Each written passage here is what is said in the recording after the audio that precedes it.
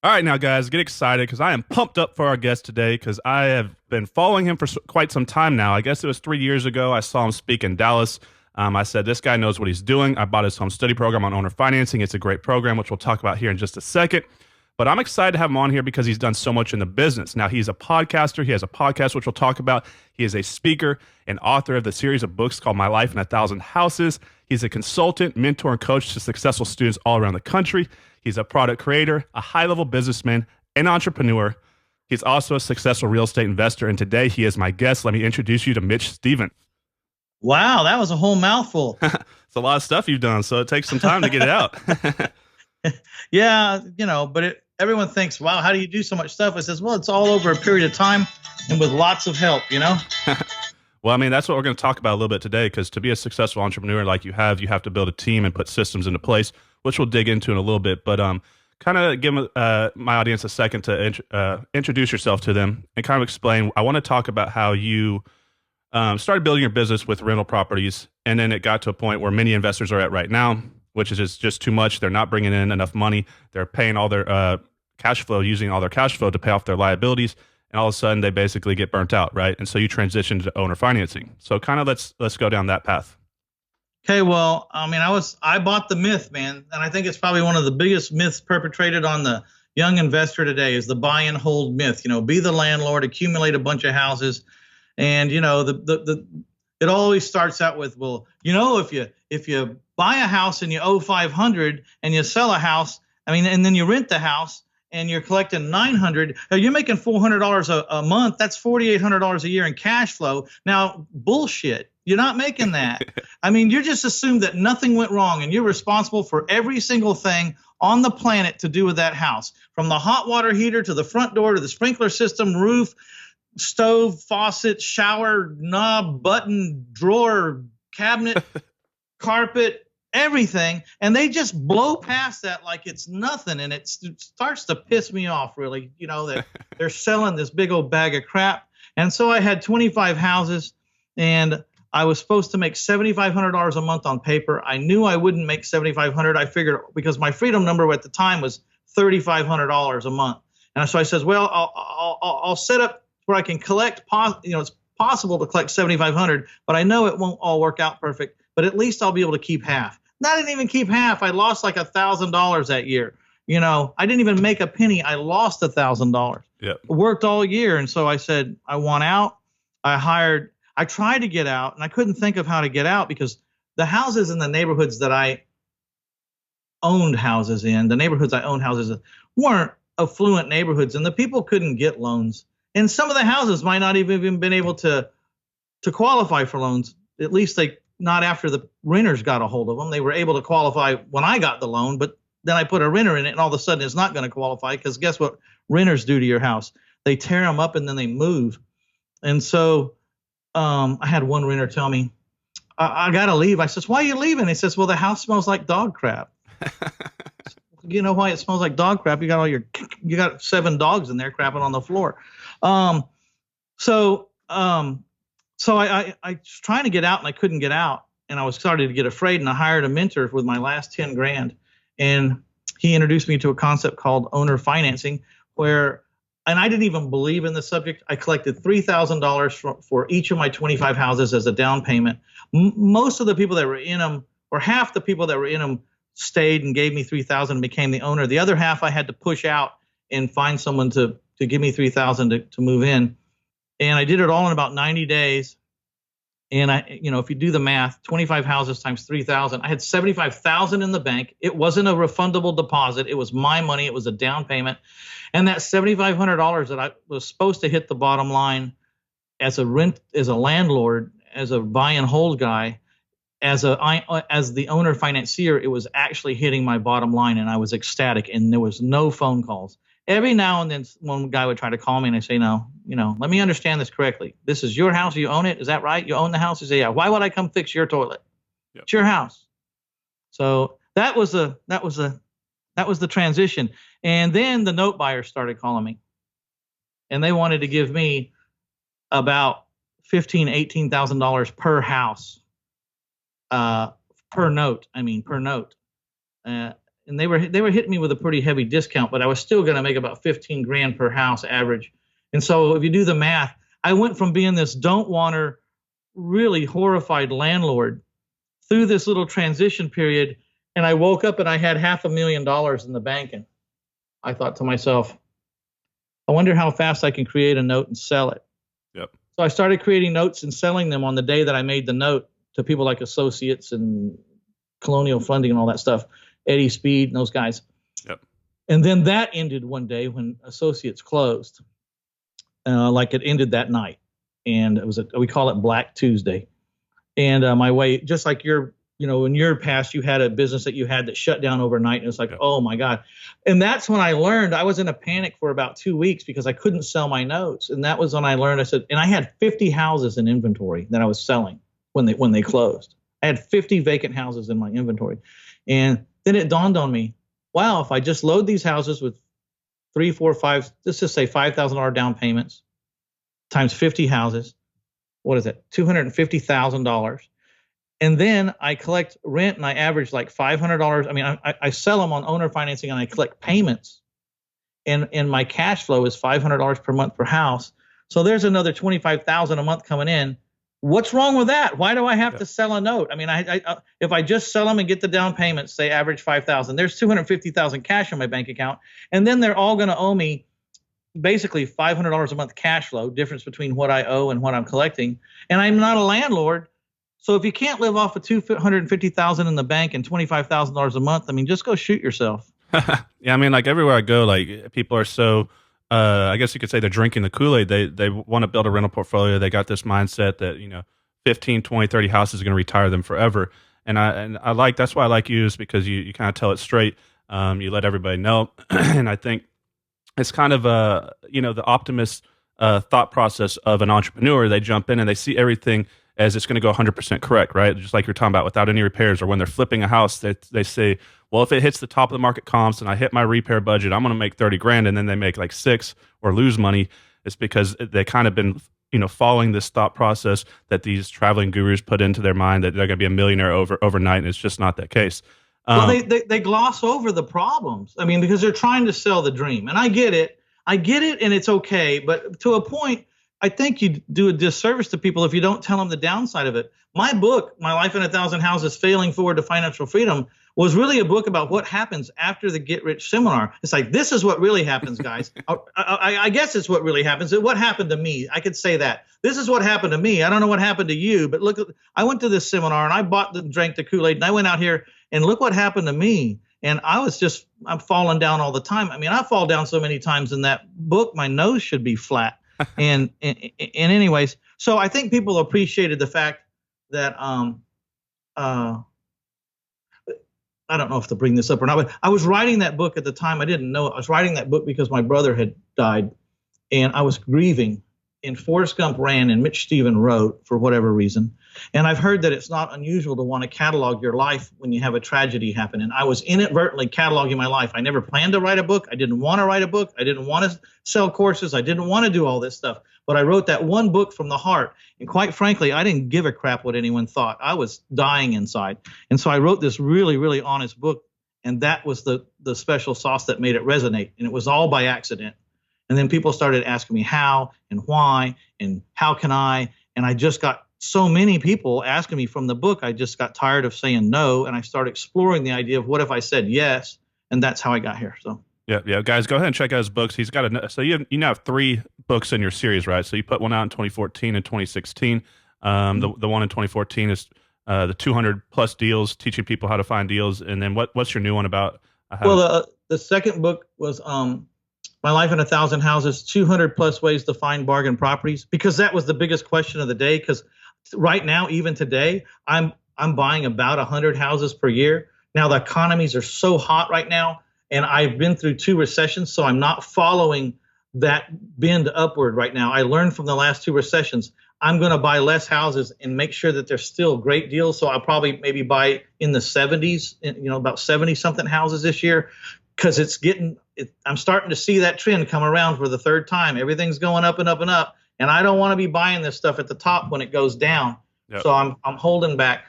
And then the 3rd book was a book that I just really wanted to write.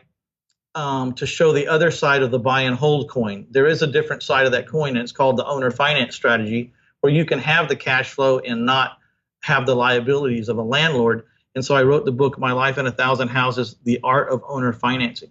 Okay, great. Yeah, I need to read that one. So we'll talk about that here in just a second, how you're doing that strategy and finding the financing on the front end to leave in, because I think that's where a lot of new investors struggle, is how do they keep or how do they get the long-term money to stay in the deal?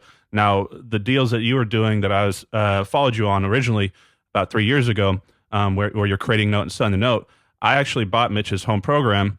It was a good price, and I went out there, and that strategy actually saved me in a deal where I was in a small rural area that I tried to retail a house. It was like a 3,000. Couldn't sell it, right? Couldn't sell it. Dropped it down quite a bit. Sold it on payments. Took 10 grand down.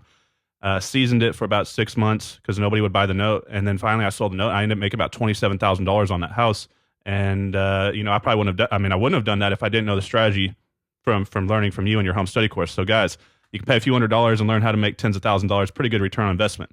Now, let's talk about owner financing where you're staying in the deal. Because in the beginning, you had to sell the notes, get some cash, kind of hoard some cash in your business. But what people really want when they get into real estate is passive income. That's what attracts people in. They read Rich Dad, Poor Dad. They say, I don't want to work. I want to live on the beach, even though it doesn't work that way. You have to work really hard to get that passive income. But how are you staying in these deals? How are you financing them on the front end to keep that deal in place long term? Well, I use other people's money to buy the houses. I read a book by Jack Bosch called Forever Cash, right? So I became very aware of the one-time cash strategies, the temporary cash strategies, and then the forever cash strategies. So, the one-times are simple. They're the fix and flips, the wholesales, the in and out, done, one paycheck, one-time cash. And then the temporary was what the owner financed strategy is. You create a cash flow, but it is temporary. You may have a note for 20, 25, 30 years, but the average mortgage in America lasts about 7.5 years. They may last a little longer in the areas that I deal in and in the financial economic level of people that I deal with, because they're not sophisticated enough to know how or want to even get their credit score up. And so they'll never refinance. And so those notes might last a little longer, but they're still temporary. And so then I moved in. So then I had to have a forever cash strategy, which meant basically rentals, okay? Some kind of rental, or you bought a business that you operate like a CEO from the top down that you're not working in. So, and I didn't like apartments and I didn't like rentals, but there are other things to rent besides houses.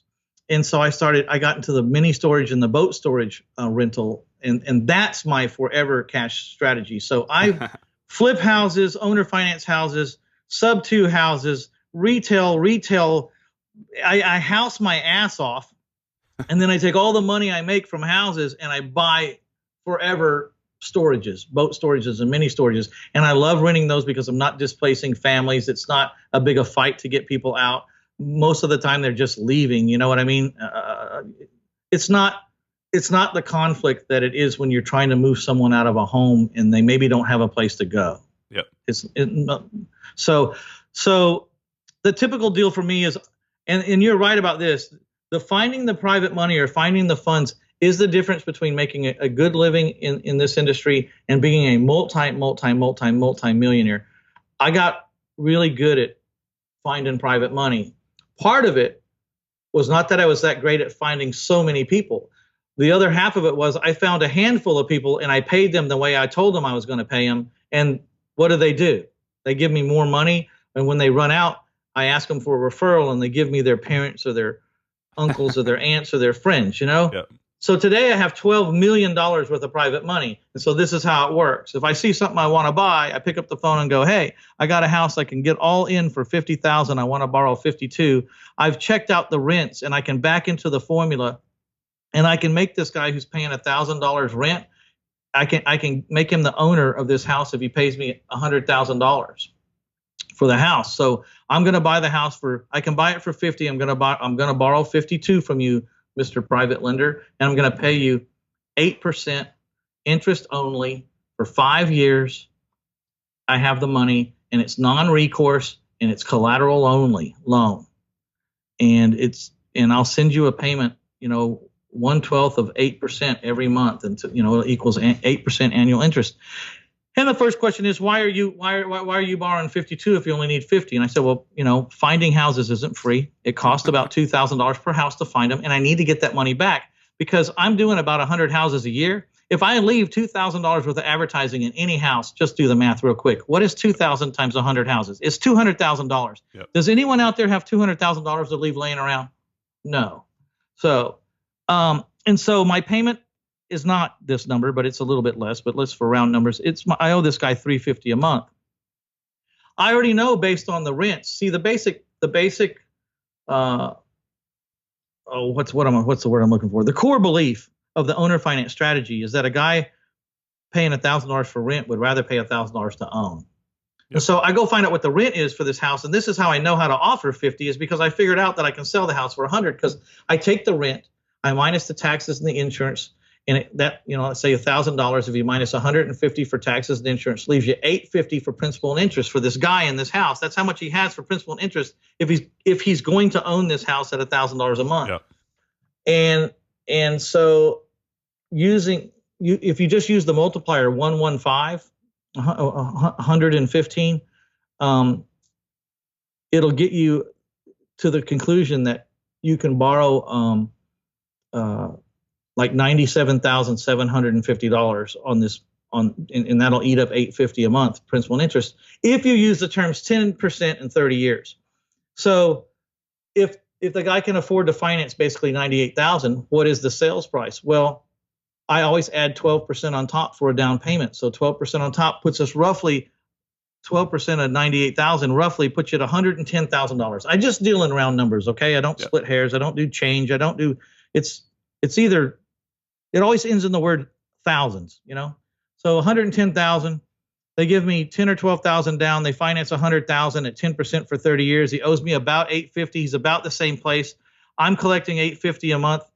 I'm paying out $350. I got $500 a month positive cash flow, and I put $10 or $12,000 in my pocket to get that done. Yep. So that's my basic model. It works in houses that traditionally retail for $150,000 or less. Owner financing is not for every price range. The more expensive houses get, the least likely are, or the less lucrative they become. The less expensive they are, the more. Like if you're buying a mobile home for $6,000 and owner financing for $24,000, I mean that's the greatest ROI in the world. But it's a lot of small pieces you got to put together to spend $1 million. Yeah. I think that's where a lot of confusion is with a lot of investors. They think that they somehow have to have an underlying loan that's amortized underneath it. And so what he's just saying is that he's doing a 5-year interest only. So at the end of the 5 years, your exit is to hopefully have them refi. But if not, no, never, because I have to decide a long time ago: am I in the refi business or the cash out business, or am I in the note business? I'm in the note business. If you go to get these people to refi, this is what's going to happen. And ask me how I know, Connor. Ask me how I know this, because they go to refi, and the first thing the mortgage company does is send out an appraiser, and the house appraises for $10,000 or $15,000 less because I'm owner financing based on the rents. I'm not using MLS. I'm not using current market analysis. I'm not using a broker's professional opinion or an appraisal or MIA appraisers. I'm going by the rents.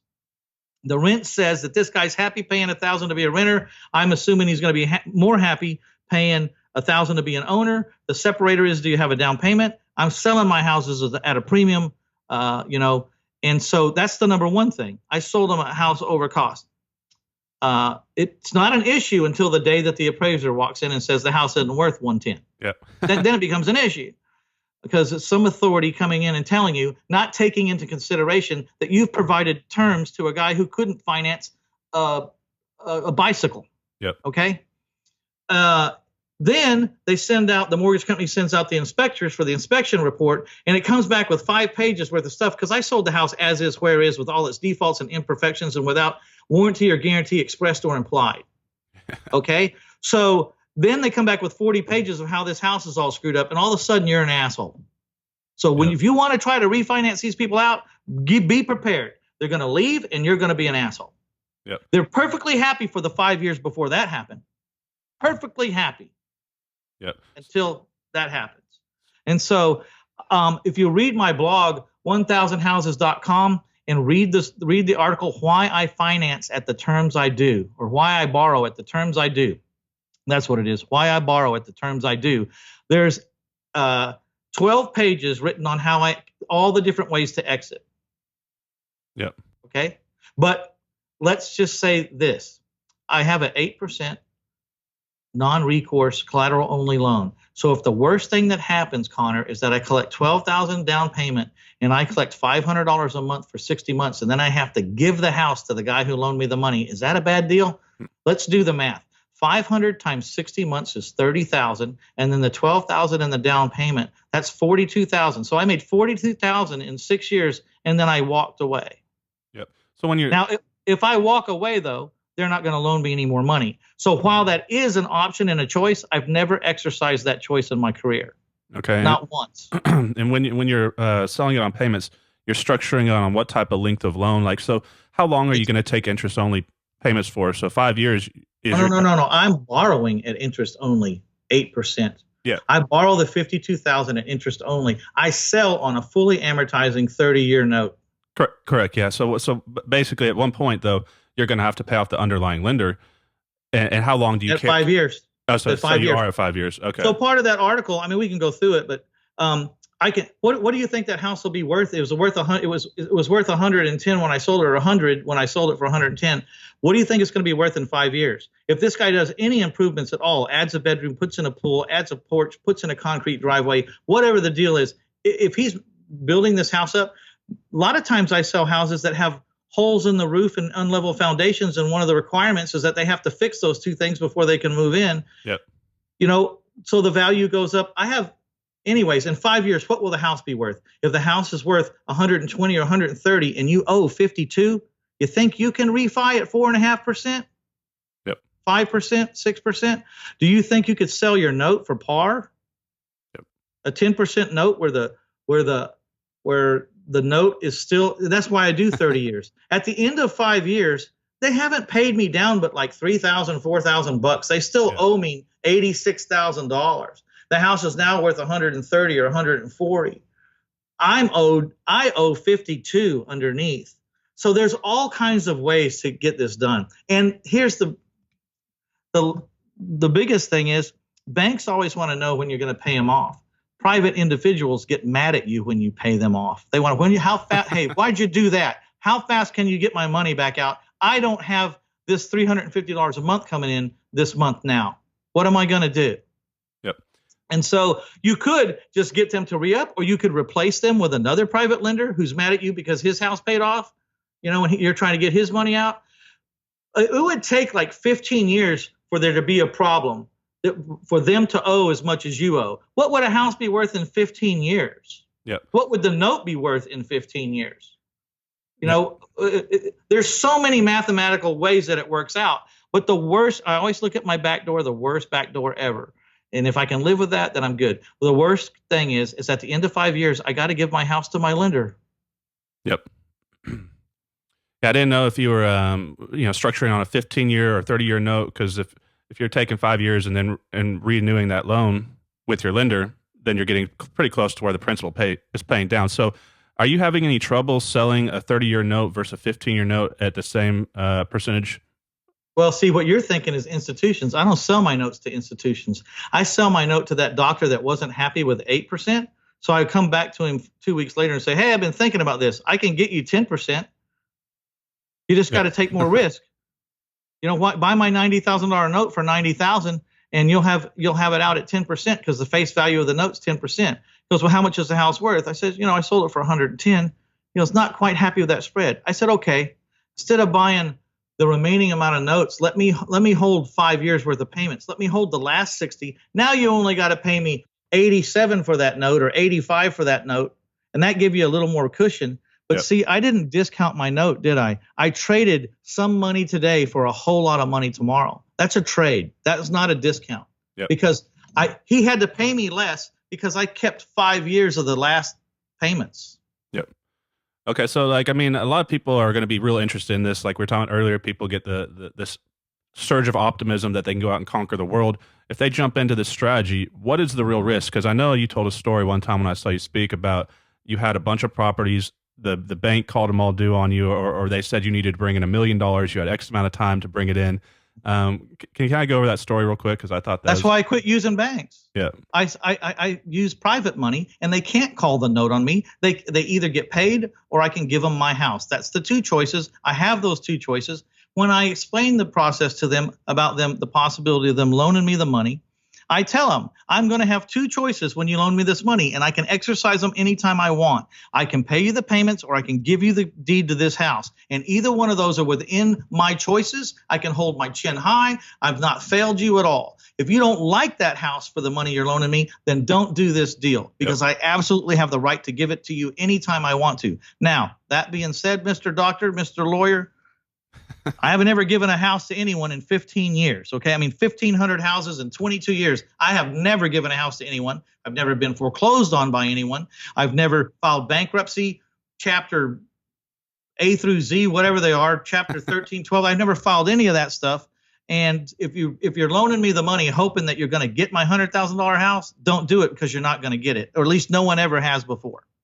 So that's the argument. So now I do go to the banks at the end of the day, and I could cash them out. Like right now, this week, God willing, I'm supposed to sign papers on $1.8 million loan. I pledged 37 of my notes that I have where people owe me money. I don't own the house anymore, so I can't refinance the houses. I don't own them anymore. I have a note where they owe me $90,000, and there's about 37 of them out there. And I borrowed $1.8 million to buy all those houses from my private people. So all I want to do is cash out my 8% private lenders with 4% bank money. Yep. So I'm going to cash them out. What does that do? Well, number one, I went from paying 8% non-amortizing to 4.22% 15-year amortization with a 10-year balloon. Yep. No covenants. Because I had that situation where they wanted to call some of my notes due back during the recession. I will not sign a note if they can call my note. It's either I'm making my payments or I'm not. And if I am making my payments, you cannot call my notes. Yeah, no, that's good. So I got 15 years, 10-year balloon, and the difference between 8% and 4.22% it covers more than my principal pay down, which I'm going to normally say, wow, you just increased with a lower interest rate, you just increased your cash flow by $80,000. I said, yeah, but you're leaving out one thing. My 4.22 is amortizing now. My 8% wasn't amortizing. So that differential in cash flow pays for the principal reduction, but I still get an extra $20,000 in my pocket after I pay the principal reduction. So yes, it did increase my cash flow just a tad, but I'm now amortizing at 15 years. Most of my people have 25 years left on their note. I got a 10-year balloon. Yep. The note won't go 10 years because a certain amount of people will pay off. Out of that 37 notes, how many people is going to pay off?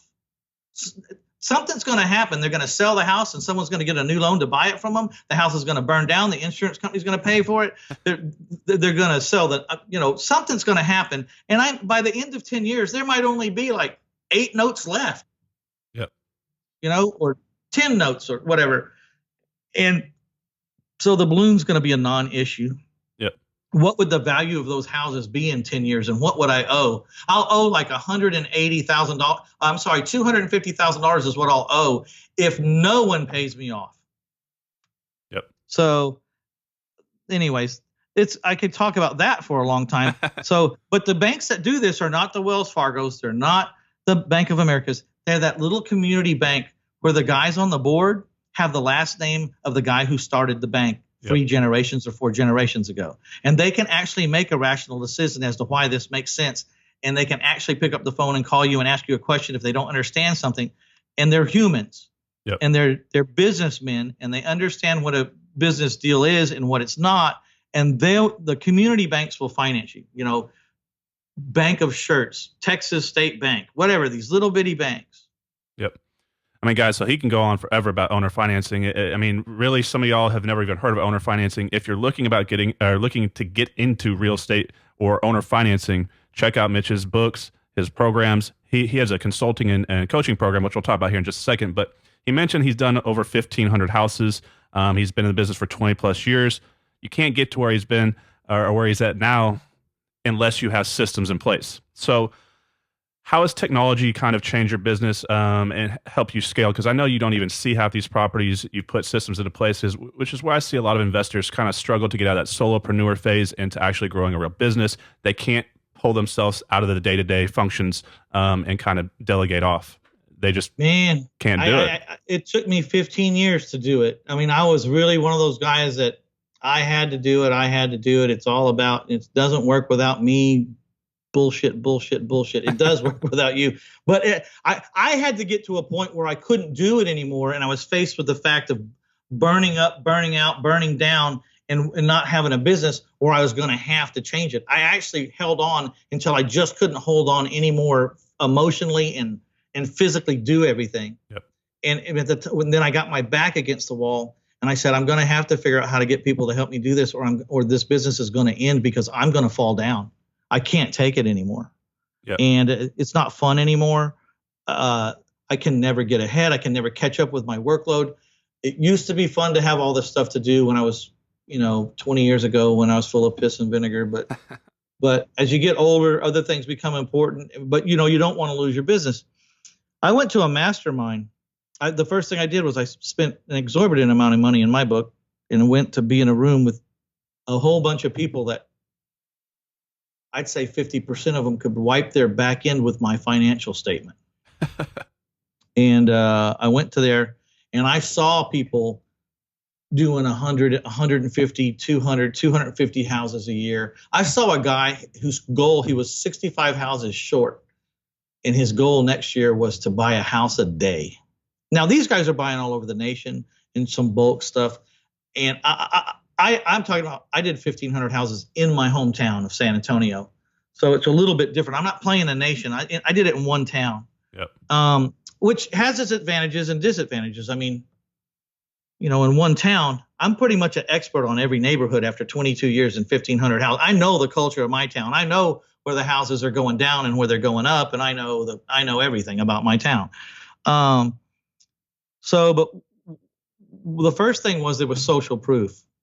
It was social proof because I was watching guys get up in front of the room, show me their finances, show me their numbers, because there was no one in the room that was in a competing market, which is one of the things they made sure. They vetted me. They called everybody and says, anybody here from San Antonio? They said, no. They said, anybody here threatened by this or by owner finance? They said, no. He said, okay, can we let this guy in? They said, yeah. So I came in. I wasn't competing with anybody. Everyone's bearing their soul, their numbers, their heart, their techniques. And then what amazed me was these guys were buying these houses and they weren't ever going to see them physically. Yep. And they were selling these houses and they never touched or spoke to the buyer. And I thought, oh my God, I thought this was impossible. I thought this was one of those businesses that you can't really automate or systematize, which is right off the bat, I have to laugh at myself now for even thinking that. I mean, they build a BMW, push like 60 off an hour, Certainly building a BMW is more complicated than selling a freaking house, Yep. Or finding one or selling one. They actually have to build it. They have to put all those parts together and make sure they mesh together just right, and that everything goes, and it's going to go for 250, 400,000 miles, okay? I can't even imagine me trying to figure that out. Yep. And here I was stumped on this little business of, I don't know how to buy a house and I don't know how to sell a house without me being involved. Now it's laughable. But back then I really thought that. Yep. So you get this social proof that changes your mind. What's the first step? I mean, the success happens when your belief system comes to the conclusion that you can.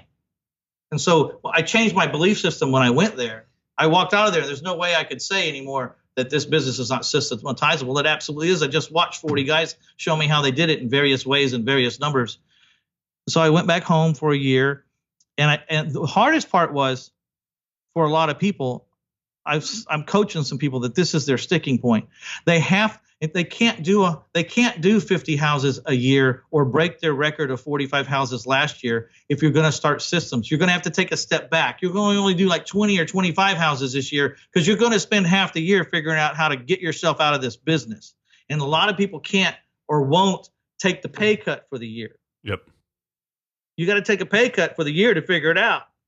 because you got to figure out. Well, the first thing was define how many where the empty chairs are in your office that you've been sitting in every one of them. You get out of this chair and you move to that chair, and then that's done. You get out of that chair and you move. Figure out where the chairs are in your office, and then say, now I can't sit on them anymore.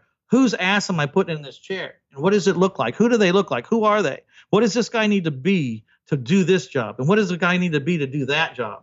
And what is in this chair over here? What does this guy need to do that job? And you define the role of the chairs, and then you go out and you start trying to find them. And don't go to the real estate clubs and go find people that are interested in real estate because they want to be you.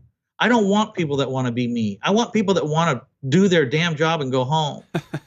Yeah. You know? No, that's really good advice, because also, you run the risk of them coming and competing against you. You see that a lot where people recruit other people in the business. They come in, learn their game plan, and go out there. And I did it 100 times. I created more competition. Now they all ended up going broke because I make it look easy. They went out there and one of the things that you can't hardly teach is how to be liability aware. Yep. And if you're not really sensitive to, wow, this could be a liability. Like for instance, yesterday, you got a crack meth head that owns a house. I've been trying to get him to go in this house so I can buy it from him.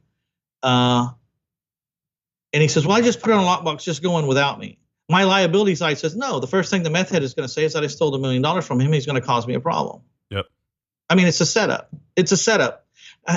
I'm sorry, but I'm very cynical at this point. After 22 years and 1,500 houses, I've had people shave their head and tell me they had cancer, only to find out after I gave them a house for 6 months for free and didn't press them that they never had cancer. So I don't believe anything anymore. Yeah. My mentor always used to say, how do you know a seller or someone else you're working with in this business is lying? It's because their lips are moving. Their right? lips are moving, right? Yeah. Yeah.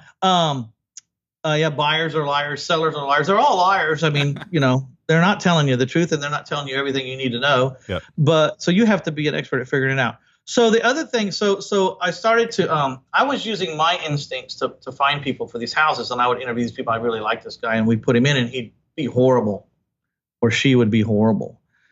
And finally, I said, man, everyone I put there, they keep leaving. They said, who's doing the hiring? I said, me. He says, well, fire yourself. You're a horrible hirer. I said, hey, well, that makes perfect sense. I do suck. I suck. I'm 100 for 100. Like nobody stays. I'm 100% wrong. I said, so what do I get? He says, use personality tests. He says, let's test them. He said, I told him my problem. That I was trying to get people that weren't in the industry, and I only wanted them to learn their phase of the business. I didn't want them to learn all the phases of the business. I just sit in your chair and do your job and go home, or do it from your home. Yep. And don't even come to my office. And in that way, they can't put all the pieces of the puzzle together and start dreaming about taking over my life. So I started doing the tests, and he said, what do you want? The guy says, I think this is what you want. You want someone who's highly motivated. It's highly money motivated. That's very responsible. That's committed and loyal. That's going to be around a long time, and takes pride in their work. But this is the other things you're looking for. You need someone who cannot manage their money when they make a lot of money, and they don't have an entrepreneurial bone in their body. Yep. So we're going to test for those things, and people started sticking. And so, I have 4 people that help me find houses every day, day in, day out. And I've got them in lanes where they're not stepping on each other's toes. One guy's doing the tax auctions, no one else is doing that. I don't need to compete against myself. If one guy's doing the online auctions, no one else is doing that. We don't need to be bidding against ourselves. If someone's, doing the probate or the residential code violations, then no one else is doing that. You know what I mean? So they all have their lanes with 5 or 6 things that they're working. Yep.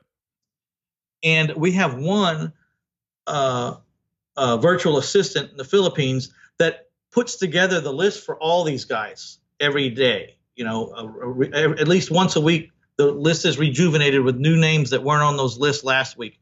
She's doing all the searching of the courthouse records. So this is my sales side, okay?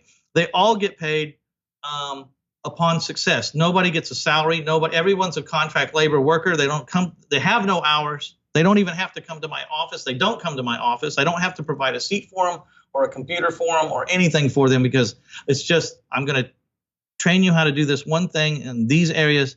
Yep. And then when we buy houses, you get paid. Now I pay them really well. I pay them 35% if they use their lead, and I pay them 25% of my profit if they use my lead. Yep. And so that's, I don't have to meet payroll or anything. Everybody gets, I pay people when money hits the table. That's the best So way to do it. that stress, because I've been on that hamster wheel where you got to pay and no one made any money that month and I got to pay. No, I hate that. I'm not ever doing that. But I make it real lucrative so that when they do hit, they're good for a little while. If they hit twice in a row, wow, they're nice. If they hit 4 times this month, holy crap, they're buying a new car and mismanaging all that money. Yeah, so he's basically paying his employees when they win, right? So unless they're producing, they're not getting paid. They're commission based, which is I have no pressure. That's no payroll pressure. So valuable because most people have never had to make payroll, don't know the stress that can come up. So you get on a hamster wheel and you're actually working for them. You're running to produce for them. Yep. And I don't want to be that.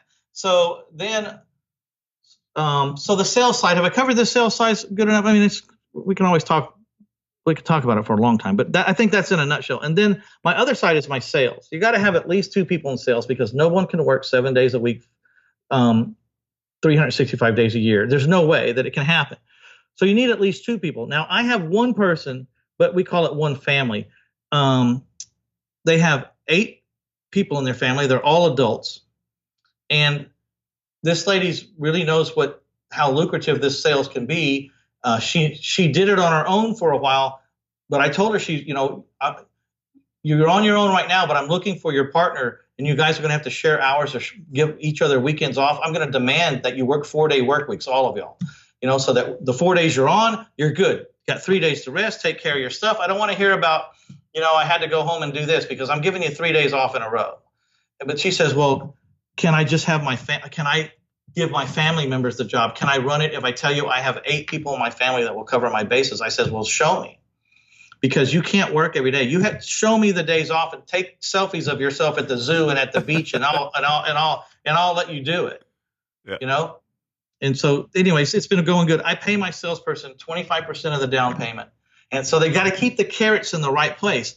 If I just paid her $1,000 every time she sold a house or a fixed number, then she doesn't care what the down payment is. She's not fighting for me. She's not trying to figure out, all right, I think this guy's got a little bit more money he could give me, but he's not telling me. Let's figure it out. I know how to figure it out. Yep. Here's a sentence. I got a house for sale. The guy says 10 grand. We agree on the 10 grand. We go do the applications and the background checks and the credit checks, and we do everything. Say, man, the guy's really good. I want to sell him this house. He's got 10 grand. That's over 10%. I mean, that's 10% or more. That's good. But I still think he has more money because he said yes way too fast. So this is what I want you to do. I want you to go back to him and say, hey, well, you're all good. You're approved. And this sentence has made me hundreds of thousands of dollars over my career. I said, I'm really happy. We'll take you at the 10 grand. But, I'm selling owner finance houses, by the way, Connor, right? So if I put my price up on every house $3,000 or $4,000 a little over the top when I start, there's no appraisal, right? So It doesn't matter. So all my houses have a $3,000 or $4,000 pad. And I said, I'm happy with the 10 grand down, sir. But he says, I just want to plant a seed with you. And why don't you go home and talk to your God and pray to your wife.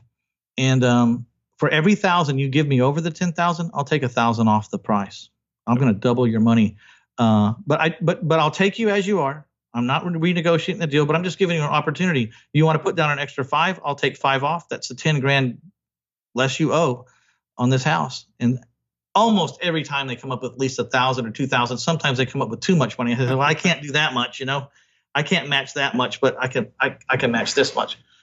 And so, I teach those little sentences to my salesperson. We're trying to get as much down as we can. And so I pay 25% of the down payment up to 3% of the sales price.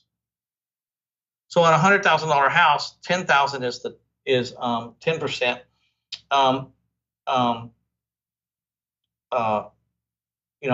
25% of 10,000 is 2,500. So she could still get some more down payment because 3% of the sales price is 3,000.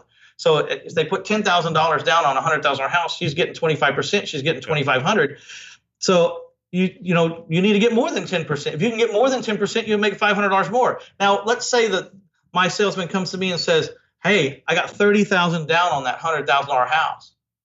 Well, 25% of 30,000. I'm not real smart. I have to have a calculator. Hold on. Is $7,500. Yep. 3% of 100,000 is 3,000. So if we just went by 25% of the down payment, that's $4,500 more than the cap. And the cap was 3% of the sales price.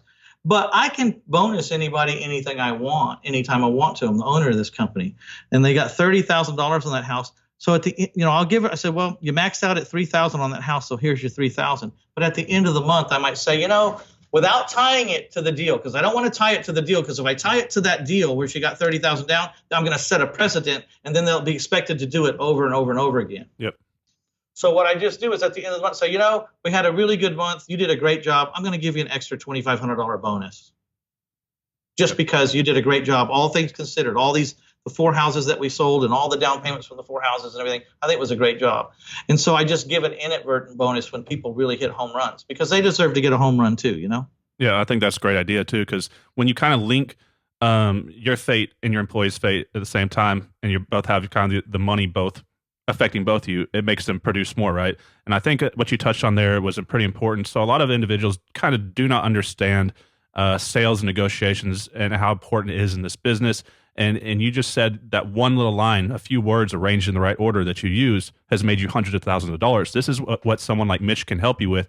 I know you're teaching students to do this type of strategy, but quickly before we go into that, let's talk about, you mentioned a couple of things. You mentioned virtual assistant, but you also mentioned you went to some type of mastermind where they shifted your mindset, they shifted your belief system into understanding that you don't need to go out to the property, which is something I'm real big about, which is, as an investor, most of my time was lost on the phone by not getting in off the phone quick enough and by driving around too much, which is what most new investors have a problem with.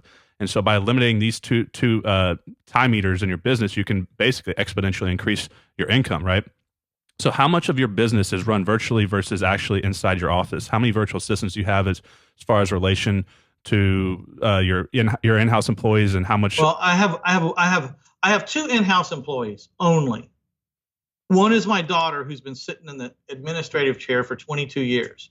She's closed every deal in and every deal out and kept track of payments, payment history and sending out letters for 22 years. But it's gotten too big for her, so she had to hire a part-time assistant for $10 an hour, and so that she could teach her how to run Notesmith and keep track of the payments and send out the letters, yep, and do the filing and do the posting on the websites and all this other stuff we needed done. So I have 2 people that get paid salary.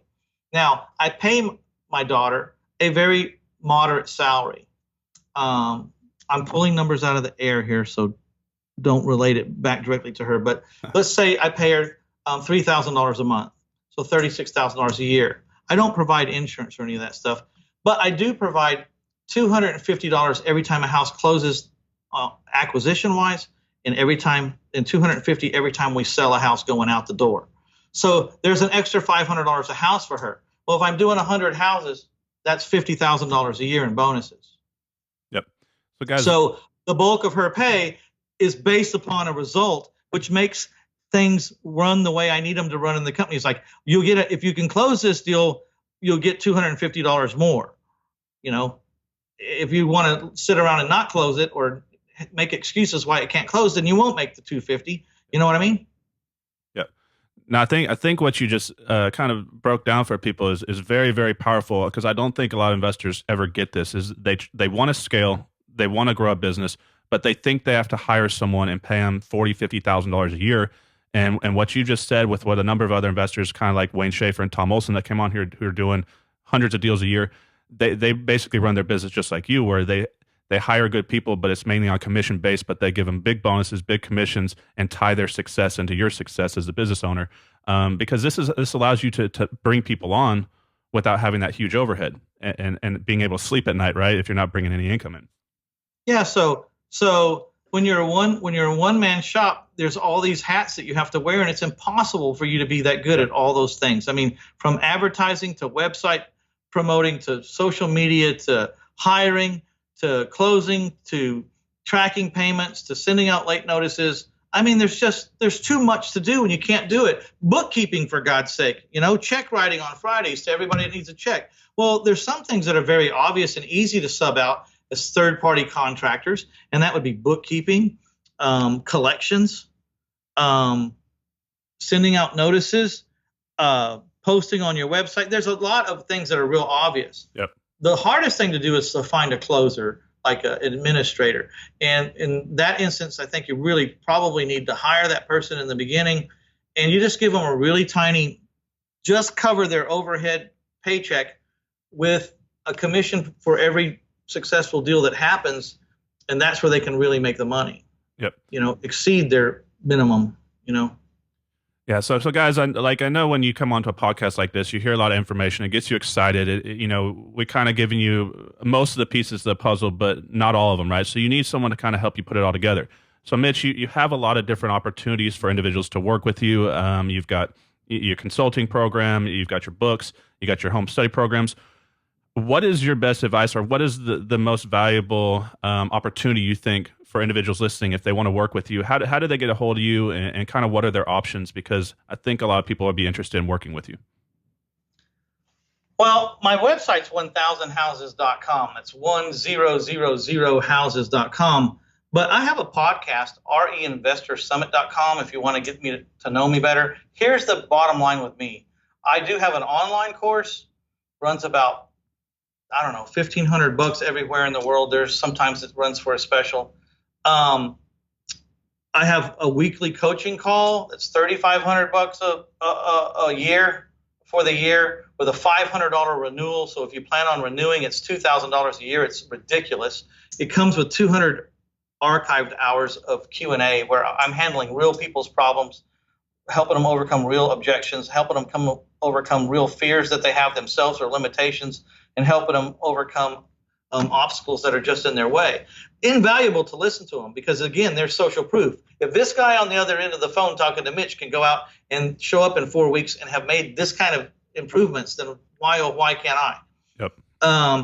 And then the one-on-one, I'm currently $15,000. I reserve the right to change my mind and up it or lower it or whatever I want to do. But right now I'm $15,000. But I can only take about 10 people at a time because, unlike a lot of options out there, I don't sub you out to some student that did 20 deals last year. When I decide to work with you at that level, when you dial the number, I'm the guy that says hello.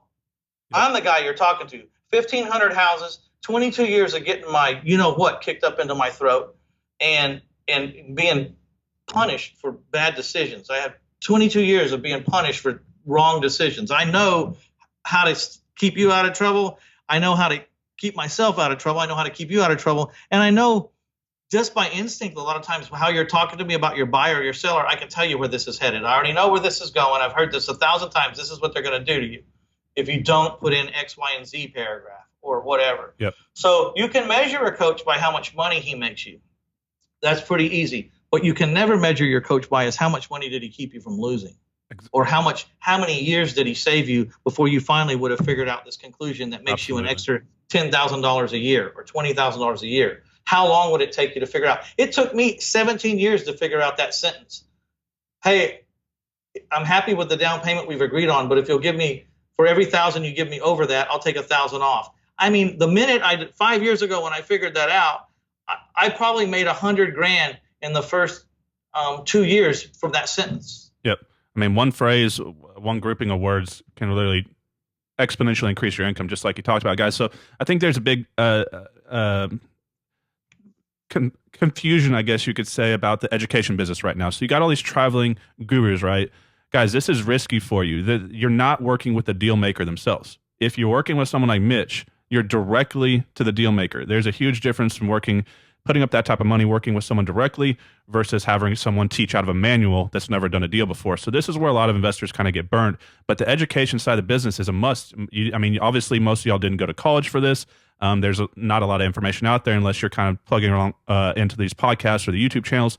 So he even heard it from his mouth earlier that, he took his last $10,000, hired a mentor, and it changed his life, right? So having the right mentor can really basically exponentially increase your business overnight if you have the right one. So we're going to put all of Mitch's information and contact, so you can, all this below the video here, so you can reach him at any time. And if you are looking to gain any more education on the owner finance side of the business, I highly recommend Mitch, because I personally have been through his home study program, and it resulted in me doing a number of deals. And we actually talked about on our YouTube channel one of those deals, and that was specifically, I learned that strategy from Mitch. So he's a great guy to learn from. Is there anything else you want to kind of sign off, last words of wisdom for some of our listeners here? Yeah, I'd like to give them some homework. You guys want to learn something new? I did a lot through technology. A lot of technology helps me. I actually, that's one of the things I provide for people is like, wow, I just learned about this new system to find houses, and it uses this technology. It's all automated. Go check this out. Tell me, it costs this much a month. Can you afford this? I mean, this will take all this problem off your hands. Well, you want to learn a bunch of free stuff. You can go to 1000houses.com. Just click on the free stuff tab. There's an hour and 15-minute webinar about what I do. My books are there. Everything's there. But I give away so much free stuff that I've actually been chided by the other gurus out there. They say, that I just give all my crap away. And I says, I really don't want anyone who doesn't want to come. I really don't want it. If anyone doesn't understand that even though I gave it all away, I can save you still the price of admission probably in 4 weeks. I can save you, because the thing you can't deliver in a course is the intuition.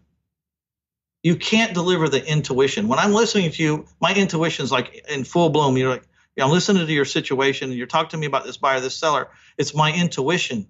Hey, have you checked to see how many square foot that property is? Because it may not be even big enough to do that by your city standards. Have you checked exactly how many square feet it is? Because he's telling you that you can sell that lot and put another house on it, but I don't think you can, because It doesn't sound big enough to put a house on it. So the guy goes out and finds out, no, it's 100 square feet. It's too small to build a house on. I said, see, your whole model was going to be based on you could build this other house on this other lot, and you couldn't do it. How did I know that? Because I bought the house with the extra lot that I bought it at cost because I was going to build this other house, only to find out I couldn't build the house because wasn't enough square feet in the lot. I just know I can smell those things, And so, and then the last thing I want to give you as homework is I invented a little software called livecom.com. Watch the 4-minute video on the front page and understand why my average down payments now for the last year running has been about 14% in down payment as a down payment. To find out why that is, I'm doing massive numbers. I'm able to text right now 6,011 people the next time I get an owner financed house that called on my owner finance signs. And my Livecom has a pre-scheduling feature, and I can pre-schedule messages to go out. And one of those pre-scheduled messages says, on the first of every month, goes to all 6,000 people and says, if you're no longer interested in owner financed houses from homes2go.net, please reply with the word stop right now and you will be removed. Despite the fact that I send that out every month, I have 6,011 people that want to know when and where is my next owner finance deal. We want a house. Yep. Is it? Go ahead. I was going to say, is this something that they can get independently, or is this something that only comes as part of one of your programs? Or No, you can get it independently. It's $29 a month and $2 a phone number, and you can forward the phone numbers to your phone, to 8 salesman's phone, or to a recording. I put it at a recording and tell everybody about that house on a recording. And I have a property information sheet that must be a legal page long of everything there is to put in there, from the school district to the year it was built to every single thing, gas, hot water heater, or electric. Gas stove or electric, everything. There's not anything to ask me about this house anymore after that. And it's in a recording. I do it one time. It always gets it right. And my salesmen don't have to repeat that crap 1,000 times. The reason why I invented it, because my system will get you 50 to 100 phone calls a day. And sometimes if you're doing it in volume and you can't answer the phone that much. And I found a way to get potential buyers to vet themselves. And so we're only left with 8 or 10 every day that my sales guys fight over. Yep. Back when I was getting 50 and 100 phone calls, they weren't even answering the phone because they were burned out. And by noon, they didn't want to answer anymore. That's why I tell people, they're like, I want to send out 10,000 mailers and get my phone to ring. I'm like, but do you have the systems in place to handle? What if your phone rang 50 times tomorrow with motivated sellers? Are you going to be able to handle it? most people can't handle more than a few calls a day. Does your program link up with any CRMs like probably Yes. Podio, but Yes, it can. I use a form of Podio. okay. Investor Fuse is what I'm using right Okay. now. But yeah, it's got. I think this is the lingo. It has separate IP capabilities and all that. So it can hook up. Like you can put it in your CRM. Says this many days after they're entered into the system, you need to send out a text that reads "duh," and so it's in the system now. It'll go out. There's a lot of ways to use it, and even it works in a lot of other businesses. You want to talk about how to collect a cash buyers list overnight, practically. I mean, you just put out a sign that says $100,000 house for $40,000 cash. You put up a LiveCom phone number. LiveCom sells phone numbers that have text distribution lists attached to them, so that when an incoming caller calls in, the LiveCom system decides whether it's a cell phone or a landline. And if it's a cell phone, it puts the number into a text distribution list. That's not new. What's new is I figured out how to text everybody a premium send for 2 cents per person on the list. My competitors at 5 cents, all of them, unless something changed yesterday. Everybody's at 5 cents. I'm at 2 cents. You can't afford to text 6,000 people at 5 cents as readily as you can to text them for 2 cents. Yep. Well, I mean, it's just like how like flat screen TVs used to be 6,000, then they came down to 500. So that's how I see text message marketing. Eventually, it's going to be under a penny, but especially for wholesalers who have 10, 15, 20,000 people on their buyers list, it's too expensive. But I see it getting pushed down to where it's going to be the number one way to market wholesale deals.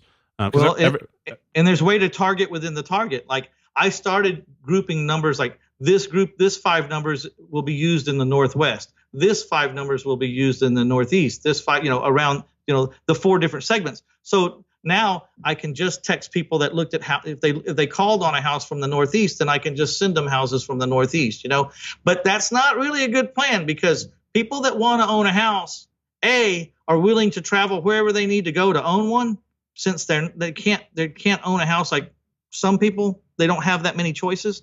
Other people say, I'm willing to get away from my friends and family over here because I don't like them anymore and I want to move. But check out the 4-minute video on the homepage at LiveCom, and it's LiveComm.com, as in live communications, COMM.com. And it'll open it'll show you why I have an average of 8 days on the market for my houses, and I'm getting very high down payments, and I sell my houses at top price because, for instance, if my salesperson has a showing at 7:00 tonight at 123 Main Street, depending on if the house has been sluggish, if it's sluggish, I'll say, hey, let's hit the whole list for your showing tonight.